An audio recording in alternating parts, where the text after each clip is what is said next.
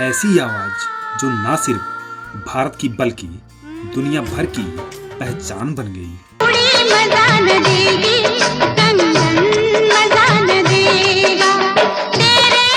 एक ऐसी आवाज जिसे सुनते ही इंसान कुछ पल के लिए दुनिया भूल जाता है।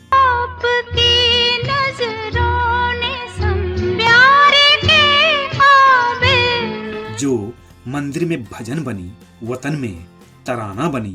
मेरे वतन के लोग जरा आँख में भर लो। और इश्क में गजल उन्होंने ना सिर्फ गाया बल्कि हर सुर में जान डाल दी।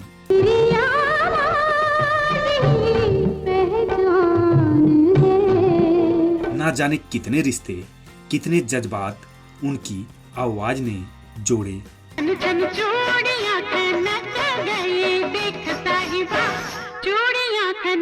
एक ऐसी सुर सम्राज्ञी जिसने 30,000 से ज्यादा गाने गाए, वो भी 36 भाषाओं में। तौबा कैसे है नादान घुंघरू पायल की। 7 दशकों तक भारतीय संगीत पर एक छत्र राज किया। परदेस जाके परदेसिया भूल। जिसे भारत रत्न मिला, लेकिन वो कहती रही, मैं तो बस सुरों की सेविका हूँ। वो जिसे दुनिया भारत की स्वर कोकिला कहती है। जागले के फिर हंसी रात हो। जिसकी जिंदगी किसी फिल्म से कम नहीं, संघर्ष, त्याग और तपस्या की एक अमर कहानी है। बहुत बड़ी जिम्मेदारी थी। हम 5 भाई बहन, मतलब एक भाई मेरा और 4 बहनें, माँ, तो इनको सबको देखना पड़ता था। वादा किया वो निभाना पड़ेगा। ये कहानी उस देवी की है जिसकी आवाज में खुद रब बोलता है। एक आवाज जो आज भी जिंदा है, दिलों में, दुआओं में और हर उस गीत में जो सीधे आत्मा तक उतर जाती है। ये सच है पिया, सब कहते हैं मैंने तुझको दिल दे दिया। हम बात कर रहे हैं स्वर सम्राज्ञी लता मंगेशकर के बारे में। हिंदुस्तानी फिल्म संगीत की सबसे पॉपुलर आवाज लता मंगेशकर। इस महान गायिका की आवाज में ऐसा जादू था कि इनके गाने को सुनकर रो पड़े थे भारत के प्रथम प्रधानमंत्री पंडित जवाहरलाल नेहरू। इतनी मशहूर, लोकप्रिय और भारत की स्वर कोकिला की जिंदगी में ऐसा क्या हुआ था जिसने अपने संगीत से लोगों को प्यार करना सिखाया। वो खुद प्यार के लिए ताउम्र तड़पती रही। कल मेरा इंतजार था तुझको, आज मैं इंतजार। बताएंगे आपको बहुत कुछ, बस आप बने रहिए हमारे साथ वीडियो के अंत तक। लता मंगेशकर का जन्म 28 सितंबर 1929 को इंदौर मध्य प्रदेश में हुआ था। लता मंगेशकर को बचपन में हेमा नाम से पुकारा जाता था, लेकिन लता नाम बाद में रखा गया। लता जी की संगीत की शिक्षा उनके घर में ही शुरू हुई। उनके पिता मास्टर दीनानाथ मंगेशकर उन्हें घर में ही संगीत की शिक्षा देते थे। वह खुद एक ड्रामा कंपनी चलाते थे, लेकिन अचानक दीनानाथ जी का देहांत हो गया और पूरी घर की जिम्मेदारी बड़ी बेटी लता मंगेशकर पर आ पड़ी। लता मंगेशकर बचपन से ही अपने पिताजी के नाटकों में काम करती थी और इस वजह से लता जी को फिल्मों में एक्टिंग का काम भी मिला। लेकिन लता जी एक्टिंग नहीं करना चाहती थी। वह अपनी माँ से बोली, माँ, मुझे सिर्फ गाना ही गाना है। गुजरे जमाने के मशहूर म्यूजिक डायरेक्टर मास्टर गुलाम हैदर लता जी को अलग अलग म्यूजिक डायरेक्टर के पास लेकर गए और बोले, लता जी को सुनो, इनकी आवाज एकदम अलग है। लेकिन शायद किस्मत में कुछ और ही था। उस दौर के बड़े बड़े म्यूजिक डायरेक्टर ने लता जी की आवाज को रिजेक्ट कर दिया और बोला, इनकी आवाज बहुत ही पतली है, जो कि फिल्मी गानों में फिट नहीं बैठती। मुखर्जी साहब ने कहा कि बहुत पतली आवाज है, हमारी हीरोइन को मैच नहीं करेगी। यही वक्त था जब मास्टर गुलाम हैदर ने कहा कि इस लड़की की आवाज एक दिन बॉलीवुड संगीत के सर्वोच्च शिखर पर होगी। पूरी दुनिया एक दिन लता की आवाज के आगे नतमस्तक होगी।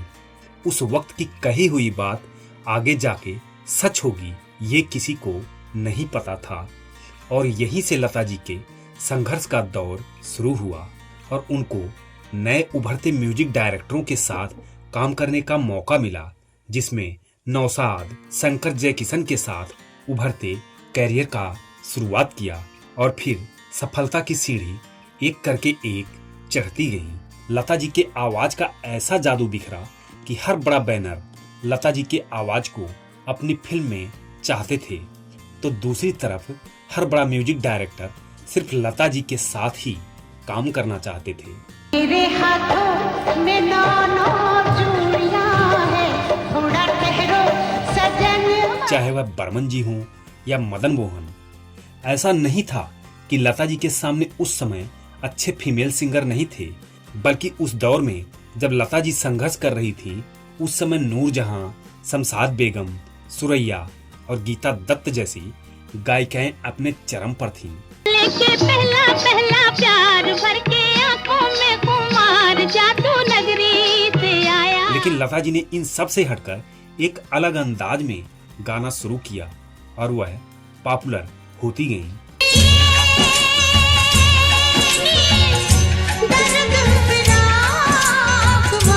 लता मंगेशकर की आवाज का सिक्का यूं चल रहा था कि आने वाले बहुत सारे म्यूजिक डायरेक्टर अपने पहले गाने के लिए लता मंगेशकर की ही आवाज चाहते थे, जिनमें लक्ष्मीकांत प्यारेलाल, आर.डी. बर्मन आदि।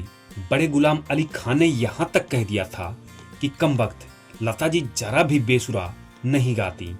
फिल्म संगीत का एक ऐसा भी समय था कि जब पुरुष गायकी में बहुत सारे विकल्प थे, जिसमें मोहम्मद रफी, मन्ना डे, तलक महमूद, हेमंत कुमार और किशोर कुमार, मगर फीमेल प्लेबैक सिंगिंग में लता जी का कोई तोड़ नहीं था।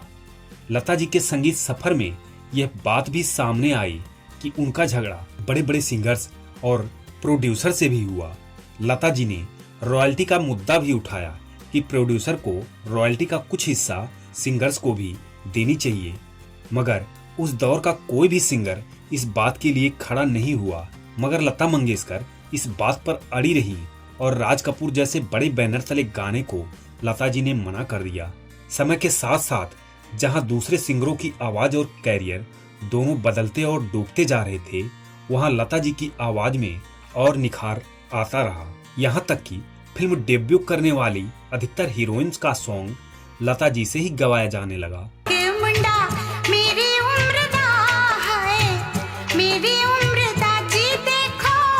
लता मंगेशकर भारतीय फिल्म इंडस्ट्री की वो गायिका हैं जो लगभग हर मशहूर म्यूजिक डायरेक्टर्स के साथ काम कर चुकी हैं, चाहे वह नौशाद साहब हों या फिर शंकर जयकिशन या सचिन देव बर्मन या लक्ष्मीकांत प्यारेलाल हों या फिर उभरते दौर के जतिन ललित या फिर आज के दौर के दिग्गज A.R. रहमान के साथ उन्होंने जबरदस्त काम किया। दुनिया ने लता मंगेशकर को और भी नाम दिए, किसी ने स्वर सम्राज्ञी तो किसी ने आठवां सुर तो कोई स्वर कोकिला, और फिल्म इंडस्ट्री के लोग उन्हें लता दीदी के नाम से संबोधित करते हैं। लता जी अपनी आवाज के जादू से हर गाने में जान डाल देती थी, चाहे वह भजन हो या रोमांटिक गाना हो या फिर देशभक्ति से जुड़ा हो।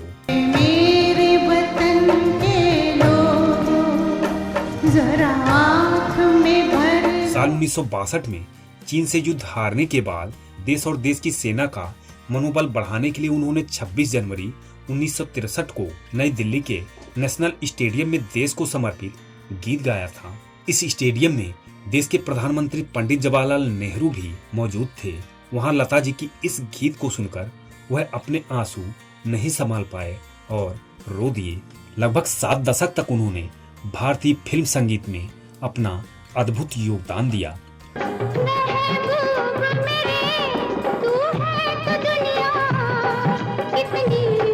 मधुबाला से लेकर माधुरी दीक्षित तक वह लगभग हर चर्चित हीरोइनों की आवाज बनी।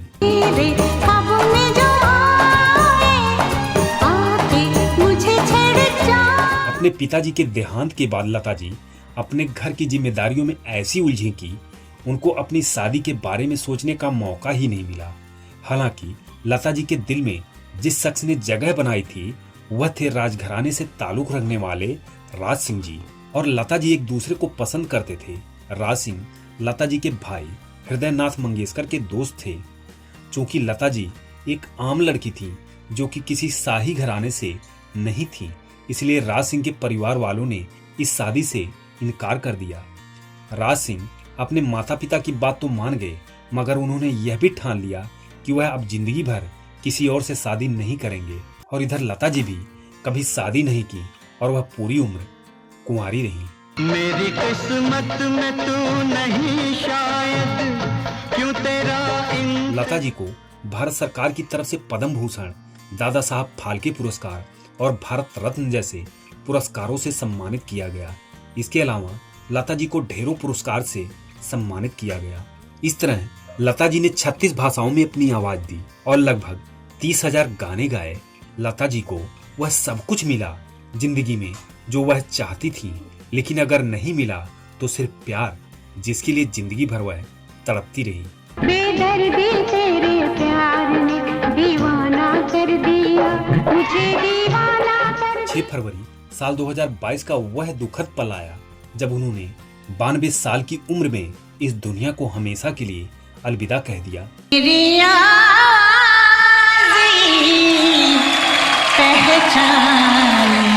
दोस्तों, लता जी भले ही अब हमारे बीच नहीं है, मगर उनकी आवाज हम सभी के दिलों में और इस दुनिया में जब तक जीवन और संगीत है तब तक अमर रहेगी। दोस्तों, लता जी का कौन सा गाना है जो आपको आपके दिल के करीब लगता है, कमेंट सेक्शन में जरूर बताएं। और अगर इस वीडियो में बताई गई कोई जानकारी आपको गलत लगती है तो हम आपसे माफी मांगते हैं। वीडियो पसंद आई हो तो लाइक, सब्सक्राइब और शेयर करके अपना प्यार जरूर दें। धन्यवाद।